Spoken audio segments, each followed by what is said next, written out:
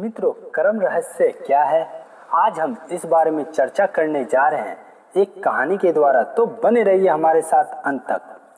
अत्रि वंश में उत्पन्न एक मुनि थे जो संयमन नाम से विख्यात थे। उनकी वेद अभ्यास में बड़ी रुचि थी। वे प्रातः, मध्य तथा सायं त्रिकाल स्नान संध्या करते हुए तपस्या करते थे।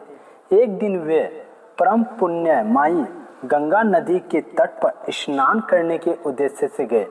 वहां मुनि ने निष्ठुरक नामक व्याध को देखकर उसे मना करते हुए कहा, भद्र, तुम निंद कर्म मत करो। तुम मुनि की ओर देखकर वह व्याध मुस्कुराते हुए बोला, देशवर सभी जीवधारियों में आत्मा रूप से स्थित होकर स्वयं भगवान ही इन जीवों के वेश में क्रीड़ा कर रहे हैं। जैसे माया जानने वाला व्यक्ति मंत्रों का प्रयोग करके माया फैला देता है, ठीक वैसे ही ये प्रभु की माया है। इसमें कोई संदेह नहीं करना चाहिए। विप्रवर, मोक्ष की इच्छा करने वाले पुरुषों को चाहिए कि वे कभी भी अपने मन में आह भाव को ना टिकने दे।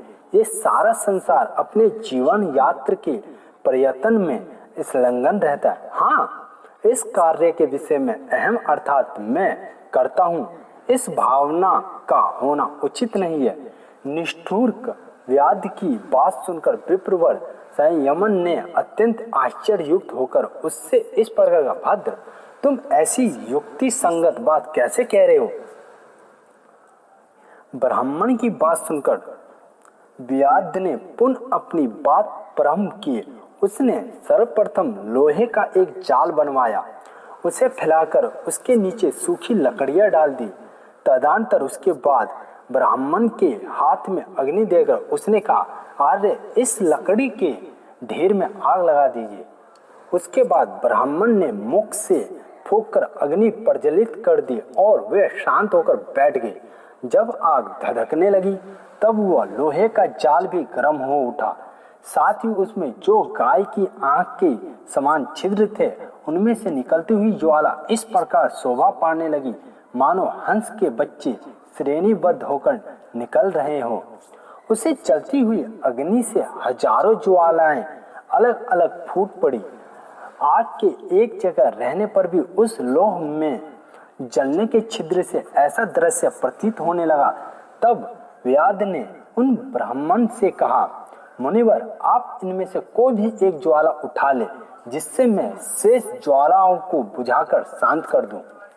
इस प्रकार कहकर उसने व्याध ने चलती हुई आग पर जल से भरा एक घड़ा तुरंत फेंका।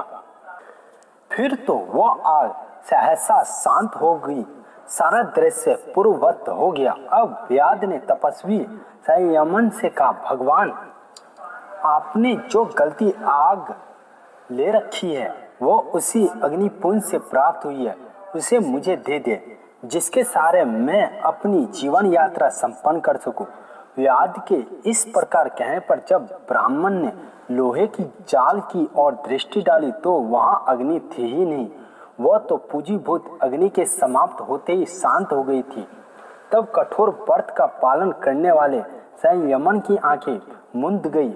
वे मौन होकर बैठ गए।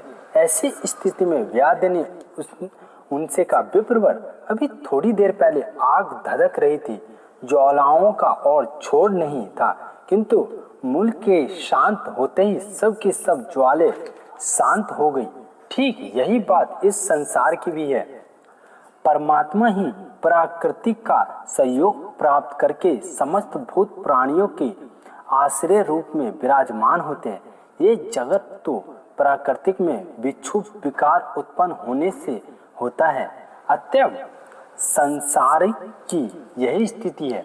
यदि जीवात्मा शरीर धारण करने पर अपने स्वभाव की धर्म का अनुष्ठान करता हुआ हृदय में सदा परमात्मा से संयुक्त रहता है तो वह किसी प्रकार कर्म करता हुआ भी विषाद दांव को प्राप्त नहीं होता। इस प्रकार निष्ठुरक व्याध और संयमन ब्राह्मण की उपयुक्त बात के समाप्त होते ही उस व्याध के ऊपर आकाश से पुष्प की वर्षा होने लगी। साथ ही द्विश्रेष्ठ संयमन ने देखा कि कामचारी अनेक दिव्य विमान वहां पहुंच गए हैं। वे सभी विमान बड़े विशाल एवं भांति भांति के रत्नों से सुसज्जित थे जो निष्ठुर को लेने आए थे। उसके बाद विप्रवर संयमन ने उन सभी विमानों में निष्ठुर का व्याधों को मनोनुकूल उत्तम रूप धारण करके बैठे हुए देखा। क्योंकि निष्ठुर का व्याध अद्वैत ब्रह्म का उपासक था, उसे योग की सिद्धि सुलभ थी, अतः उसने अपने अनेक शरीर बना लिए। ये दृश्य देखकर संयमन की मन में बड़ी प्रसन्नता हुई और वे अपने स्थान को चल गए। इससे सिद्ध होता है कि अपने वर्णाश्रम धर्म के अनुसार कर्म करने वाला कोई भी व्यक्ति निश्चय ही ज्ञान प्राप्त करके मुक्ति का अधिकार हो सकता है। तो मित्रों, हमने जाना कि कैसे निष्ठुर ने कैसे मुनि के ज्ञान के चक्र को खोल दिया। तो मित्रों, अगर आपको हमारी ये कहानी अच्छी लगी हो तो लाइक और शेयर करना ना भूलें, ताकि मित्रों दूसरों को भी ये ज्ञान मिल सके। तो मित्रों, मिलते हैं अगले किसी नई कहानी के साथ।